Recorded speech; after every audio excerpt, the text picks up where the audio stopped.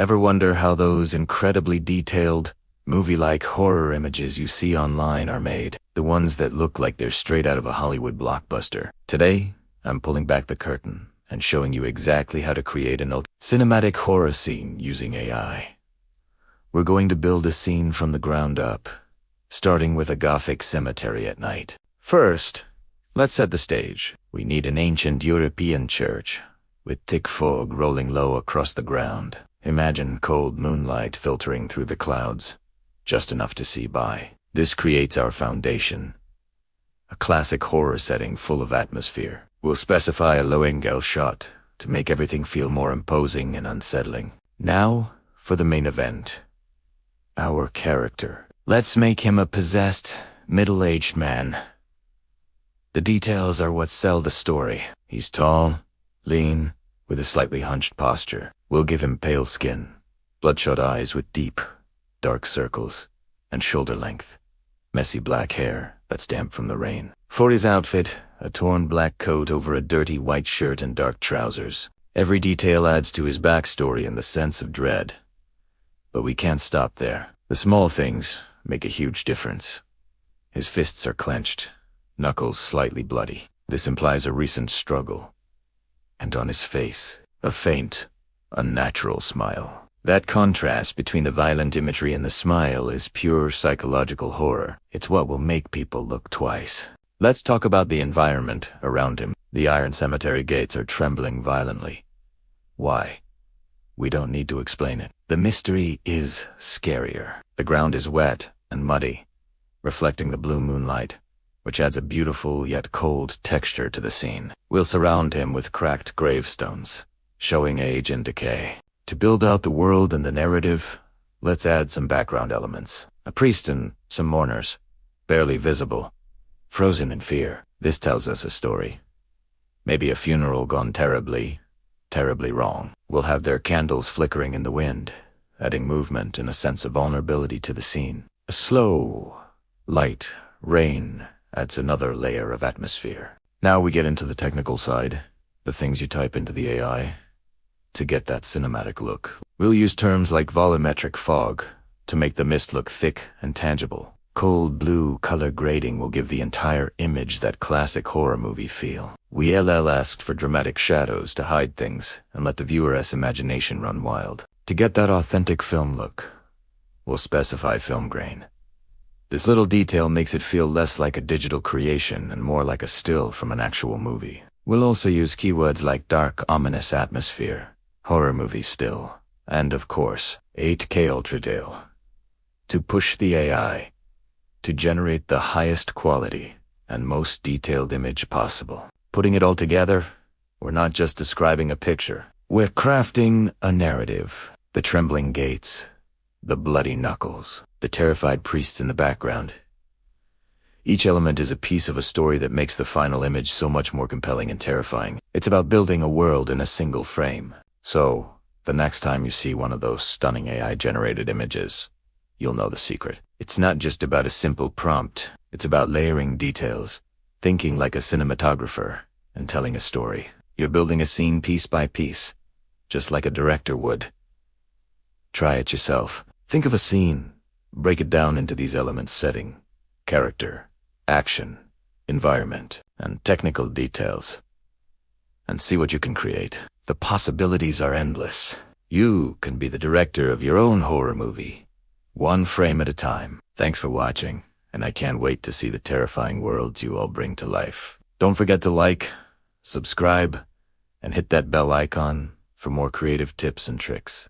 Hey everyone, and welcome back to the channel. Today, we're diving deep into the darkness, breaking down exactly how to craft an cinematic horror scene that will leave your audience breathless. We're going beyond simple jump scares and building a world of pure, atmospheric dread. The kind of scene that sticks with you long after the credits roll. So, grab your notebooks, turn down the lights, and let's get started. Our foundation is the location.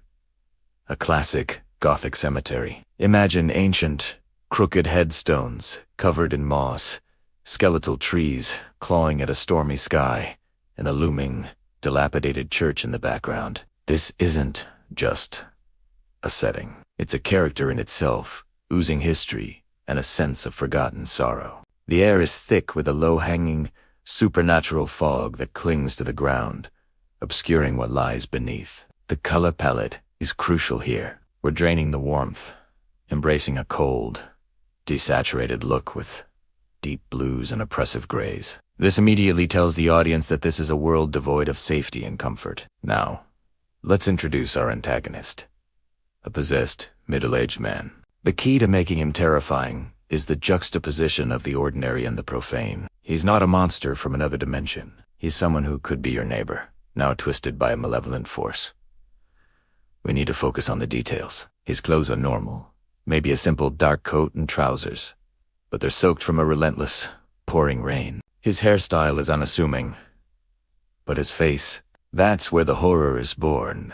His muscles are unnaturally tense, his knuckles are bloody and raw from a previous struggle, and his eyes are bloodshot, wide with an unholy rage. It's not his own. This isn't just anger. It's something ancient and furious looking out through his eyes. The scene ignites with a moment of explosive violence. The man isn't just opening the heavy iron cemetery gate. He's obliterating it. He violently shoves it open with supernatural strength.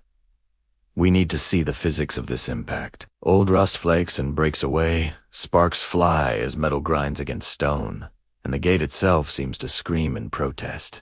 As the gate bursts open, the fog on the ground doesn't just part, it explodes outward in a violent, swirling vortex as if a seal has been broken and the evil contained within is now unleashed upon the world. This is our big, impactful moment that sets the tone for the chaos to come. To capture this chaos, camera work is everything. We're not using stable, steady shots. We're using a dynamic, slightly tilted Dutch angle. This subtle tilt immediately creates a sense of unease and imbalance, making the audience feel like the world itself is askew. The camera should be in constant, subtle motion, maybe a handheld feel, tracking the man's terrifying advance. We allow ad motion blur to emphasize the speed and violence of his actions and the panic of the other characters.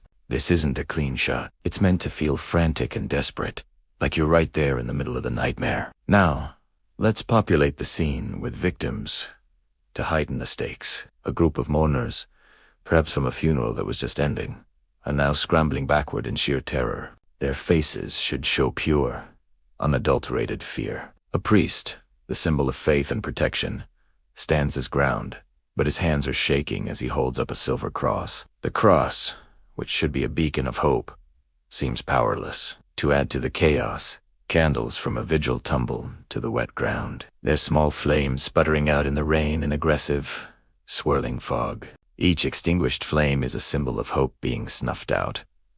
Lighting is the final, crucial layer. We're not just lighting the scene. We're sculpting with shadows. We'll use strong volumetric lighting, meaning you can see the beams of light cutting through the rain and the thick fog. This creates incredible depth and texture. The light source could be a harsh, cold moonlight breaking through the storm clouds, or maybe the distant, flickering lights from the church. These dramatic high-contrast lighting will highlight the rain-slick surfaces, the texture of the man's flapping coat, and the terror in the mourner's eyes, while plunging everything else into deep, menacing shadows. We'll also apply a dark film grain in post-production. This adds a gritty, tactile quality, making the digital footage feel more organic and raw, like you've unearthed a piece of forbidden film. So, let's recap the elements of our perfect horror scene. A deeply atmospheric gothic setting, a terrifyingly human antagonist, an explosive moment of supernatural violence, chaotic and disorienting camera work, terrified characters to ground the threat, and dramatic, volumetric lighting to sculpt the darkness. By combining all these techniques, you're not just showing a scary monster, you're building a complete, immersive experience of tension and supernatural horror. You're putting your audience right in the heart of the storm. Thank you so much for watching. I hope this breakdown helps you create your own terrifying cinematic moments. If you found this useful, don't forget to hit that like button. Subscribe for more deep dives, and let me know in the comments what kind of scene you'd like me to break down next. Stay creative, and I'll see you in the next video. Do you ever feel like you're being watched? That strange sensation when the hairs on the back of your neck stand up, and a shiver crawls down your spine for no apparent reason. Most of us just brush it off. An overactive imagination, a trick of the light, the house settling. But what if it's something more? What if that feeling is a warning? Throughout history, across every culture, there are stories, tales of entities that exist just beyond our perception, in the shadows, in the reflections, waiting. They're called by many names: demons, spirits, specters, but their nature is always the same. Malevolent, predatory, and hungry for a way into our world. The concept of demonic possession has terrified humanity for millennia. It's not just about a ghost haunting a house. It's about something invading the most private space we have, our own bodies. Your thoughts are no longer your own. Your actions are driven by an outside force. You become a passenger in your own life, watching through your own eyes as a monster wears your face. Think about the classic signs. It often starts subtly, a sudden change in personality. Someone you've known your whole life becomes withdrawn, aggressive, or speaks in a voice that isn't theirs. They might develop an aversion to sacred places or objects, recoiling from a church or a symbol of faith. Their eyes might change, holding a cold ancient intelligence. It doesn't belong there. Sleep becomes a battleground, filled with nightmares so vivid they feel real. Then, things escalate.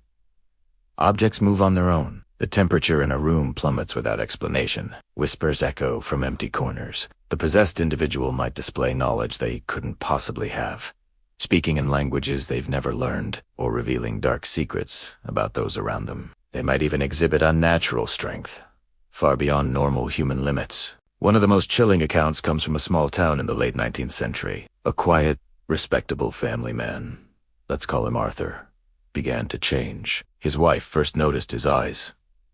They seemed to lose their warmth, becoming flat and empty. Then came the nightly terrors. He would wake up screaming, talking about a man in the shadows, a man with a smile that was too wide, too sharp. Soon, Arthur wasn't Arthur anymore. He would stare at his own reflection for hours, having conversations with someone who wasn't there. His face would sometimes contort into a horrifying grin, a smile that didn't reach his eyes that were now perpetually bloodshot, framed by dark, bruise-looking circles. Friends who visited said the air around him felt cold, heavy, and filled with a sense of profound dread. The final entry in his wife's journal describes seeing him standing in the rain, staring at the distant church, with that same unnatural smile spreading across his face as if he'd just won a terrible, silent victory. The family was never heard from again. These stories aren't just confined to old books or Hollywood movies. Even today, there are thousands of documented cases, investigated by paranormal researchers and religious authorities alike. Exorcism,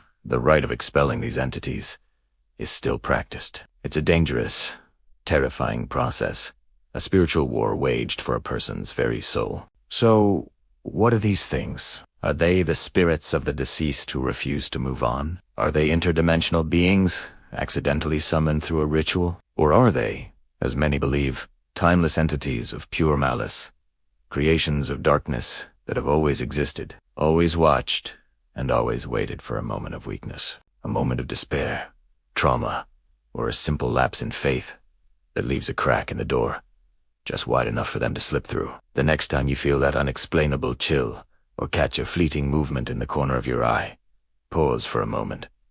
Is it just your mind playing tricks on you? Or is something in the darkness looking back, recognizing a potential new home? Maybe, just maybe, you should double-check the locks, not just on your doors, but on your soul. Because some smiles are not friendly. Some are invitations to a nightmare you can't wake up from.